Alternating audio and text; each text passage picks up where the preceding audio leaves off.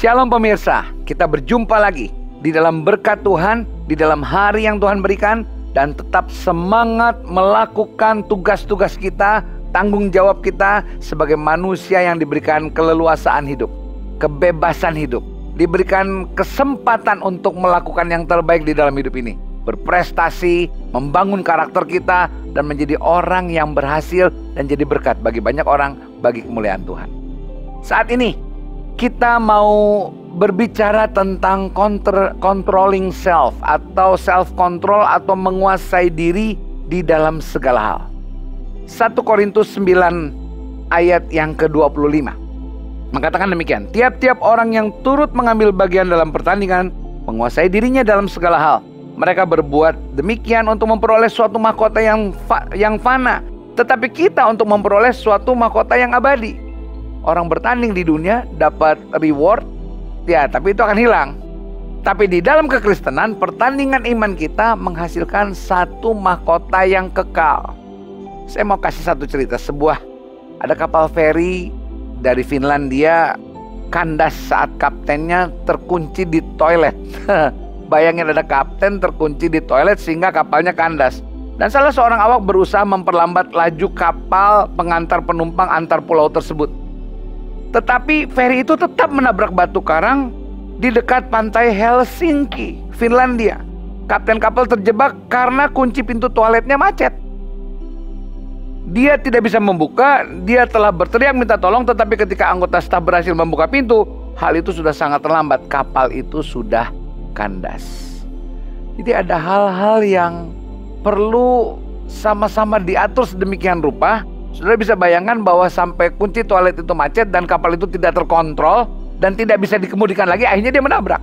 Ini satu ilustrasi bahwa bagaimana self-control, penguasaan diri itu akan membuat setiap orang mawas atau aware atau selalu waspada. Kalau sebuah kapal feri dia sudah melihat dari kejauhan ada batu karang atau ada landasan atau lantai yang lebih rendah, itu mereka harus ambil ke tempat yang dalam. Dan itu bagaimana mengontrol sesuatu yang ada di dalam hidup kita itu nggak mudah, tapi kita bisa lakukan. Oleh karena itu Paulus mengatakan setiap orang menguasai dirinya di dalam pertandingan.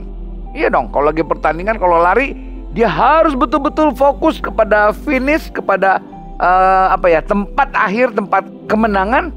Dia nggak pusing ke sana ke sini, lihat kanan lihat kiri, nggak. Dia harus mengontrol dirinya bahwa dia ada di dalam pertandingan. Dia harus berlari dan dia harus tetap di dalam ritme atau irama larinya supaya dia bisa mencapai kepada kemenangan. Jadi menguasai diri itu sesuatu juga yang harus kembali lagi dilatih. Ya, dulu kita bicara tentang ucapan syukur. Ucapan syukur juga dilatih, menguasai juga dilatih. Kenapa? Karena menguasai diri adalah merupakan sesuatu respons kepada sesuatu keadaan. Katakanlah kalau engkau tidak berhasil atau gagal, engkau harus menguasai diri. Ketika engkau menghadapi satu kenyataan yang tidak engkau harapkan, engkau harus menguasai diri. Apa yang harus kau lakukan? Jadi penguasaan diri itu perlu dilatih dari hal yang kecil, bertambah besar, bertambah besar, bertambah besar, sehingga kita bisa mengembangkan apa yang di dalam Efesus dikatakan itu adalah sesuatu kekuatan di mana kita bisa menguasai diri kita. Galatia mengatakan buah roh adalah salah satunya adalah penguasaan diri. Dan itu disebutkannya terakhir, nggak awal, terakhir. Jadi bagaimana kita harus respon kepada setiap keadaan, kita coping atau menanggapi satu keadaan dengan satu keputusan-keputusan yang tepat.